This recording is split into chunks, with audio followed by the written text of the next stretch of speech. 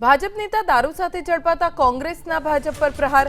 કોંગ્રેસના પ્રદેશ અધ્યક્ષ અમિત ચાવડાએ કહ્યું કે ગુજરાતમાં દારૂબંધી માત્ર કાગળ પર છે। ભાજપ રાજમાં 30 વર્ષથી દારૂબંધીનો કાયદો અભેરાઈ પર છે। ગુજરાતમાં બેફામ હપ્તાખોરીના કારણે દારૂની રેલમછેલ જોવા મળી રહી છે। જો પોલીસ ચુસ્ત બંદોબસ્ત ગોઠવે તો ટીપુ દારૂ પણ ગુજરાતમાં ન આવે। સ્થાનિકથી ગાંધીનગર સુધી હપ્તા જતા હોવાનો અમિત ચાવડાએ આરોપ લગાવ્યો।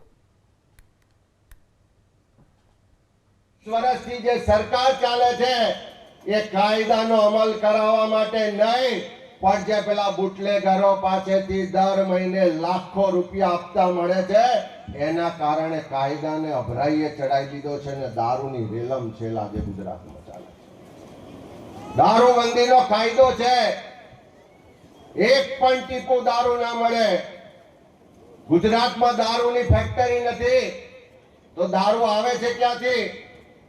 તો આ બાજુ રાજસ્થાનની બોર્ડર થી આવે, આ બાજુ મધ્યપ્રદેશ થી આવે, આ બાજુ મહારાષ્ટ્ર થી આવે, આ બાજુ દીવ કે દમણ થી આવે।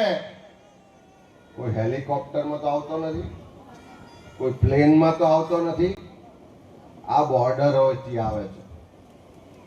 આ ગુજરાતની સરકાર એમ કે અમે વિધાનસભામાં એક ચકલું પણ ઘૂસવા નહીં દઈએ એમ કરીને વિધાનસભાને ચારે બાજુ બંદોબસ્ત ગોઠવે છે।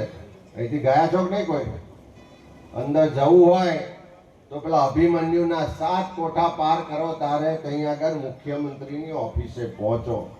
જો વિધાનસભામાં આટલો બંદોબસ્ત ગોઠવી શકતા હોય તો આ સરહદો પર જો બંદોબસ્ત ગોઠવાય તો એક ટીપુ પણ દારૂ આવે ખરો? પણ કેમ આવે છે?